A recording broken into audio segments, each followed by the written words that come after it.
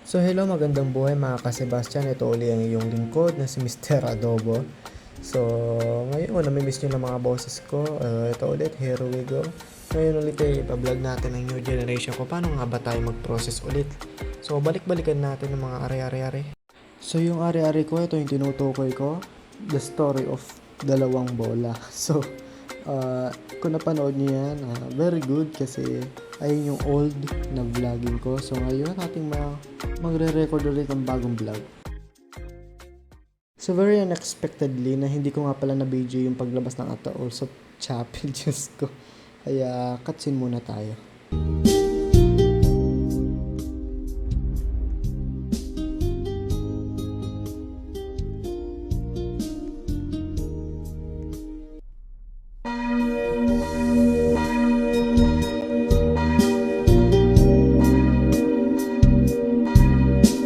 At dahil nga nagloko ang sniping tool natin, direct to the simbahan tayo kung saan yung next destination niyan.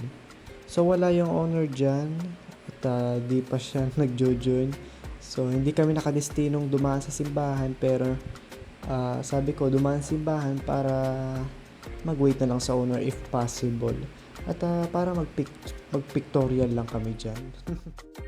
Thankfully, nandiyan si Ken kasi walang available na drivers nung nag-contact ako sa tipon-tipon namin.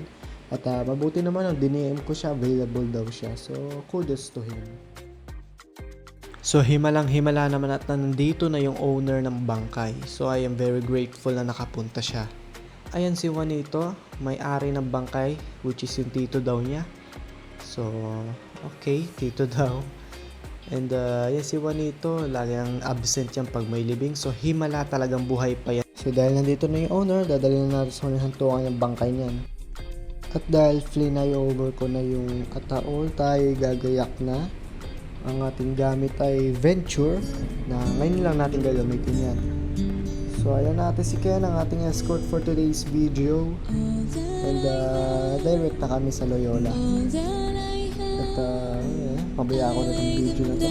Before you, oh Lord, all my regrets, all my acclaims, the joy and the pain, I'm making them yours. Lord, I offer my life to you, everything I've been through, use it for your glory. Lord, I offer my days to you, lifting my praise to you as a pleasing sacrifice. So sana naman walang manghuhusga sa kanta na to dahil itong kanta na to ay napakaganda. Lord, I offer you my life.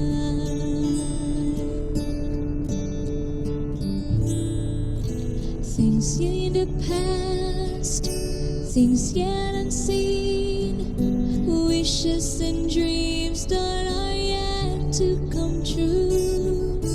All of my heart and all of my praise, my heart and my hands are lifted to you. Lord, I offer my life to you, everything I've been true, use it for your glory. Lord, I offer my days to you, lifting my praise to you, teaching me how to feel. Arrival at Loyola Cemetery at hindi naman ganun katagalan ng paglalakbay natin.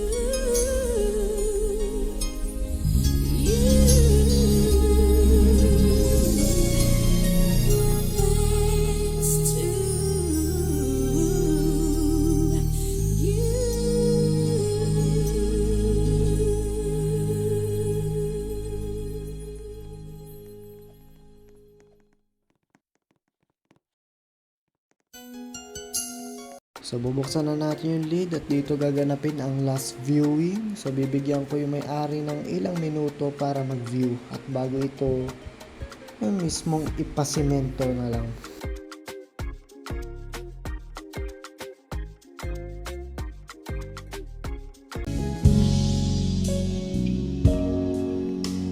So, wala namang limit pag umiiyak ang isang tao.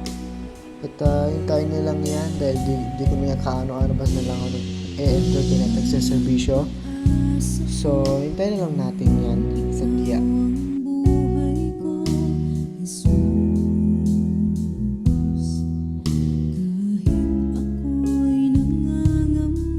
Iisip ko, ano yung tinutukoy na itong Ken na to? Na umikot daw doon sa kabaong. Sabi, ayun daw, pamahiin daw ang umikot sa kabaong. So, ginawa ko rin. O di umikot din ako. Baka di naman ako malasin nito eh. So, fast forward ko dahil lintik na napagkatagal naman netong last viewing na to. So, ayan. Fast forward natin. Sobrang tagal talaga. Sobrang tagal na ito. I-explain ko lang sa inyo ano bang klaseng casket to. So, it's wooden. And squatter, siguro around 25 to 30,000 lang ang worth nan.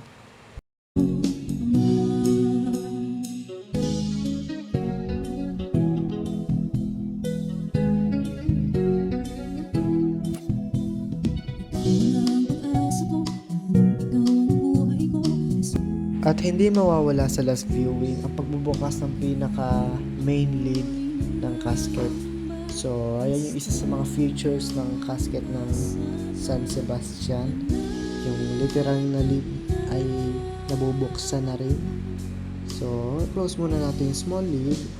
And then, sabay click natin yung pinaka main lid. Then, roll over na natin yan. So, depende pa rin kung anong casket choice ang pinili nyo dahil may iba kasi sa kanila hindi openable yung main lid. Kaya, choose wisely.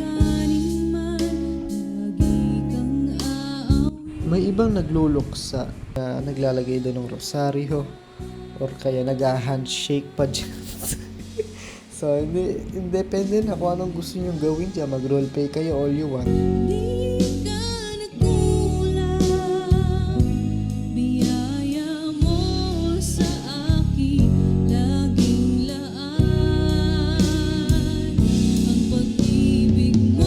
So, pinutol ko na lang yung ibang scene kasi sobrang tagal talaga. Nawawala ng patience para maghintay pa dyan. Kahit kayo, mawawalan din ng patience. Forward pa kayo dyan.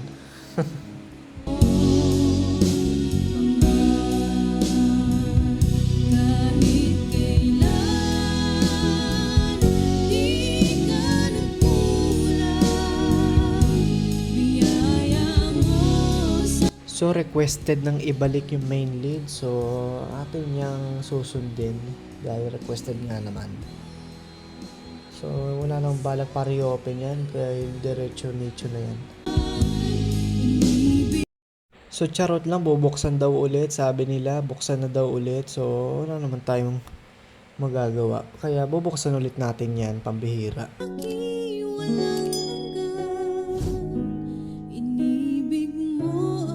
So, wala nang biro-biro para buksan pa ulit yan dahil na yan sa huli ng hantungan.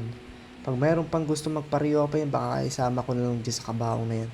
So, pasensya na kung matagal yung pag-recenter ko kasi gusto ko perfect yan. So, mukha naman perfect na yung pagkakatakip ko and then, ayan. Buti na natin, even though na wala namang bumubuhat dyan.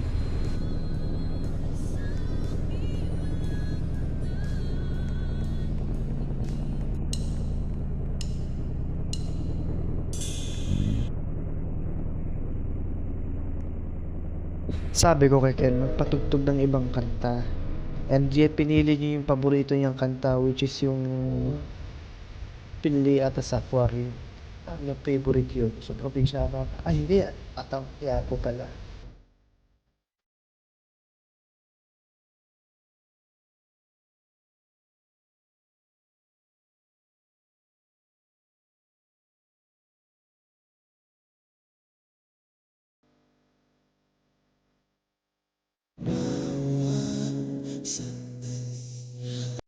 Sabi ng ilan, ulo daw muna.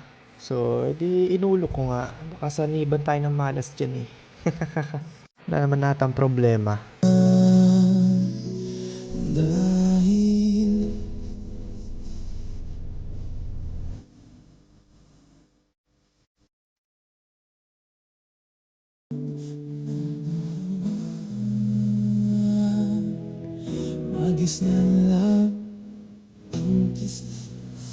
Ayan, at sobrang smooth ng pagkakapasok. Talagang welcome na welcome siya sa nature. So, Hollow Blocks na, bahala dyan. So, dito ko natatapusin yung video. Si Hollow Blocks na bahala magsilyado dyan. So, ayan, throwing flowers. So, like and subscribe to my channel. And dito nyo lang makikita ang mga quality casket and services na meron tayo. And yun lang ating simple vlogging. So, siguro next time ulit. Ayun lang. Bye-bye mga ka-Sebastians.